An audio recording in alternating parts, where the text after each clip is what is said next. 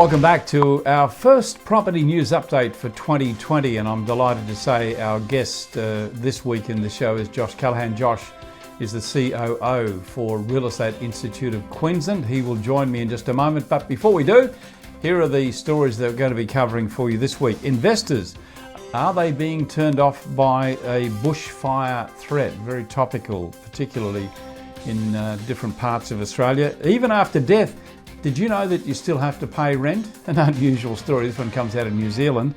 The hardest cities to afford a home in the world. There's been a lot of talk, of course, about just how unaffordable properties are in Australia. Well, we're going to measure it up against the other caps around the world and see how good or bad we really are. The biggest court battles in property, where are they going to be this year? And we'll have a look inside Luke Skywalker's home. Back in just a moment. Pat Cummins, leading wicket-taker 2019 Ashes, loves playing at Lord's, near trendy Camden in London. And if you love trendy Camden, Pat, then you should move to trendy Fitzroy, Melbourne, featuring sleek warehouse conversions, a median price of $1.3 million, and a funky dash of independent bohemian spirit. Just like you, Pat. Ooh, there's your domain property alert.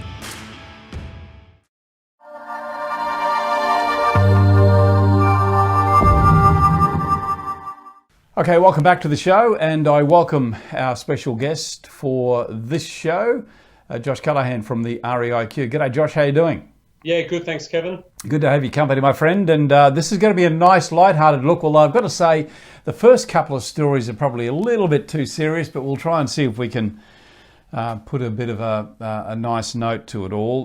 This one comes to us from the South China Morning Post, and this is a story that we could have picked up from many of the publications in Australia or New Zealand, but I wanted to take this one out of the South China Morning Post because it's an indication about what people are thinking about Australia. Investors are likely to reconsider their long-term prospects of real estate in Australia with some of the cap cities and the fires around Sydney and Melbourne. What do you think about this story, Josh? Are they going to be turned off, mate? Yeah, look, I think this particular story takes pulls a few long bows, but I think this is going to be it's a data play in that, you know, we know we've had bushfires before, Black Friday as a good example, and we know that the King Lake area actually bounded back much faster than the region, than the wider region. In fact, they've had over 100% return in property prices. So look, I think this one just comes down to as we wait for this wave of negativity to flow through, then it's about how the facts actually check out. And smart investors will still be around. They always are. I think you're spot on, mate. And I think a lot of the smart money coming out of China and Hong Kong and places like that will still continue to flow, because the hype around the bushfires, you know, I've had calls from friends overseas who've said, oh, are you okay? They've really got the thought that all of Australia is on fire. And really, when you delve into it, it's only small parts. Very tragic, of course, and we're not taking away anything from those who've suffered. I think it's just really awful. But then if you look at it, Josh, you look at Melbourne and Sydney in December, you know, both those markets improved just in month on month by around 2 to 3%. So it's not having a huge impact. No, that's right, yeah. Good, mate. All right, let's move on to our next story. This has got a very sad note to it as well, unfortunately. But just before I take you to that story, I just want to tell you that Real Estate Talk is out tomorrow. We're going to take a deep dive into looking at intergenerational housing and also downsizing. And I don't know whether you knew this, Josh, but what is it? 1 in 5 Australians now live in multi-generational households. I was staggered when I read that. Did you know that? Well, it's funny you say that. I was listening to a program on Radio National only about a month ago that was on that exact thing. So it was a staggering statistic. I didn't realise it was that high. Yeah, when I first read it, I thought, wow, this has got to be a cultural thing. You know, you think of a lot of people coming from overseas and living together in small, but it's not. It's actually a lot of Australians who are just choosing to do that. So we're going to take a deep dive into that. We'll talk to about 4 or 5 people about what that really means. So that's Real Estate Talk, and it's out tomorrow. Okay, from the QT, the Queensland Times, even after death, you're still going to have to pay rent. Death is no end to debt. The story here is that a top lawyer was warned after a woman's estate was ordered to pay rent for 3 weeks after she died. Do you know the New Zealand market very well, Josh? I'm not too familiar with the New Zealand market from a perspective of what the rules and regulations are there, but certainly, having worked in finance for a number of years and now in real estate, I know that you can't even escape things with death. Unfortunately, if you owe money, you owe money. Yeah, it's like and I think this is a timely reminder for anyone entering a contract, whether it be a rental agreement or a sales contract. It is a binding legal document, and with that comes a lot of requirements for you to meet those terms. And one of those is that you have an obligation to pay, which I guess if the property, it's like going away on holidays and saying, well, I'm not occupying now. While I'm away on holidays, I'm not going to pay rent. It doesn't quite work that way, Josh, does it? No, that's right. Unfortunately, the bank's not going to clear out your mortgage if you've still got a mortgage owed at death either. So unfortunately, it is just part and parcel. We do have, protections, obviously, where it allows if people let their property, so someone notifies the property manager, that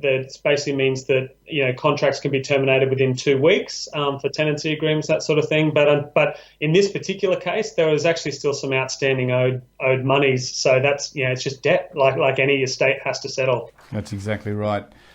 Just before we leave that story too, I don't know, when did you read the whole story? Because it mentions the name of the town in New Zealand where this occurred. Did you read that?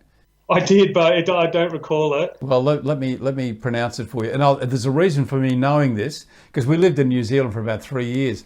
The town is called Narrawahia. And if you look at the spelling of it, you'd wonder how the hell. But it's funny, because when I first went to New Zealand, which would have to be probably getting very close to 40 odd years ago, my father-in-law picked us up from the airport, and Narrawahi is not far. It's in the North Island, and it's one of those small towns you go through. We had to fill up with fuel, and do you think I could pronounce the name of the town? It was actually on the sign at the service station, and it's one of those things. After 40 years, I still remember how to say it. It's quite amazing. The brain works in funny ways. It probably won't surprise you that it's only Martinborough and Central Otago that I know, and you'll know why that's the case. Indeed. All right. Many happy years I spent in New Zealand. It's a lovely part of the world too. We've got a lot of viewers there as well. Okay, next story comes from Tornos News. This is the hardest cities to afford a home in the world, according to the 2020 International Housing Affordability Survey by Demographia. 3 out of the 10 least affordable house markets are in Australia and New Zealand, and 3 more are located in the United States. Let's bring that graphic up. Let's have a quick look at that. You got that in front of you there, Josh? Yeah, I do. Yeah, and I think really it confirms what we probably suspect, don't we? That property prices are mad. Yeah. Well, number one there is Hong Kong. A lot of people have said that Sydney and Melbourne, which rank at 3 and 4, are the most expensive cities in the world. They come pretty close to it too, I got to say. Vancouver comes in at number 2. Toronto, Auckland. I guess if you took other parts of New Zealand, Auckland as a city is one of the most expensive in the world. That sort of staggered me a little bit. I know there's been a lot of price growth there recently. Mm.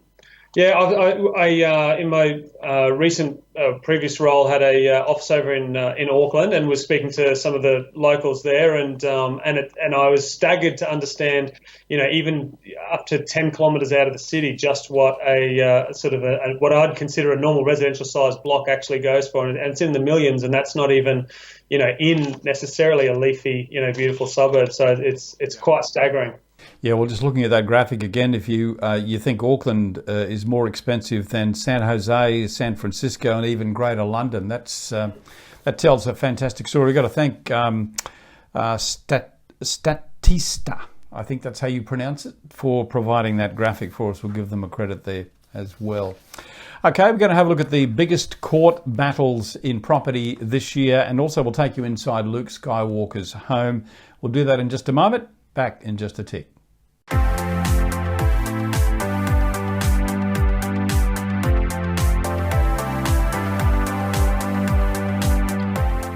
Your business card is a vital selling tool and a constant visual reminder of who you are, what you do, and more importantly, how you can be contacted.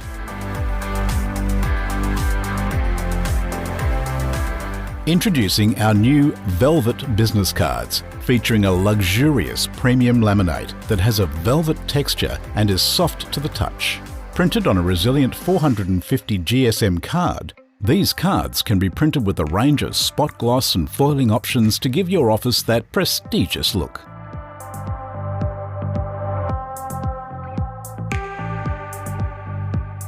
Welcome back to the show. Well, what will be the biggest court battles for property this year, 2020? Josh Callaghan is my guest. Josh is the COO for the Real Estate Institute of Queensland.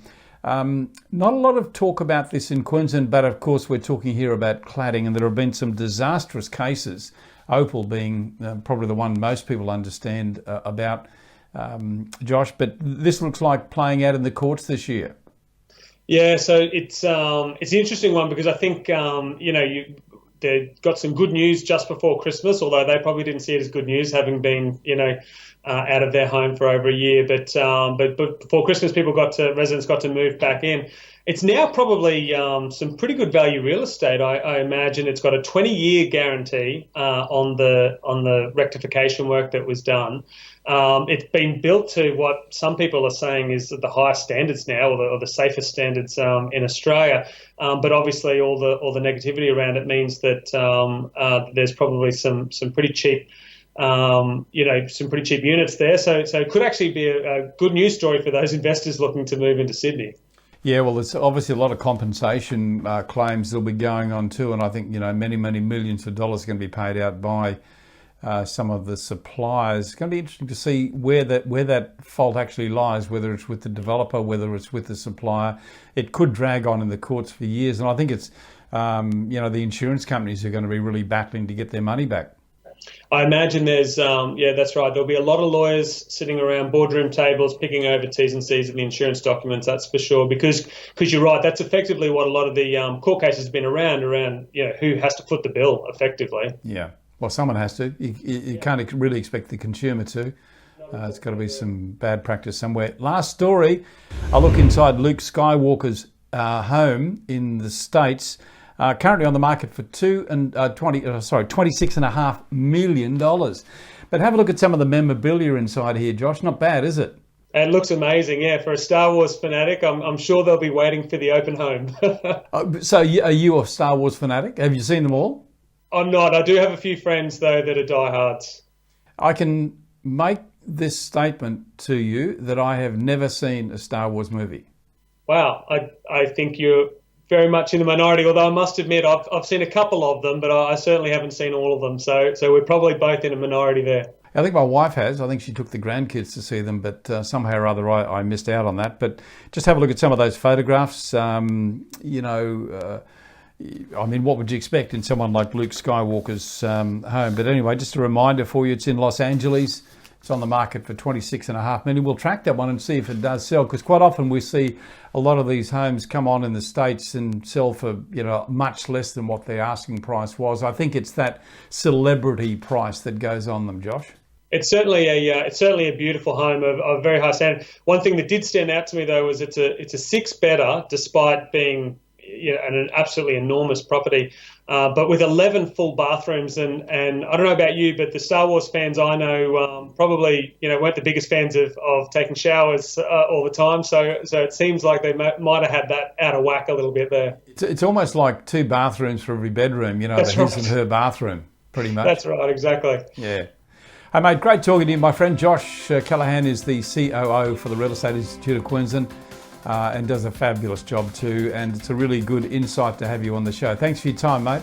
Thanks, Kevin. Appreciate it. Just before we go too, let's quickly mention the Real Estate Institute of Queensland's efforts to raise funds for all those who've suffered through the fires in recent times.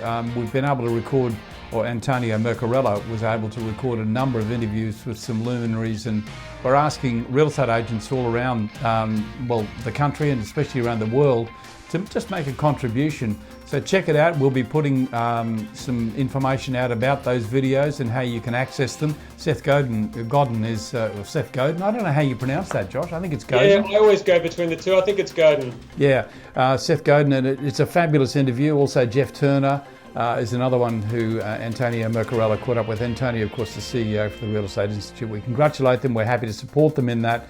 And those videos will be available soon. We'll let you know all about it through Property TV, Real Estate Talk and Real Estate Uncut. They're our stable shows. And it's been a pleasure talking to my friend. We'll look forward to catching up with you again soon. Thanks, Kevin.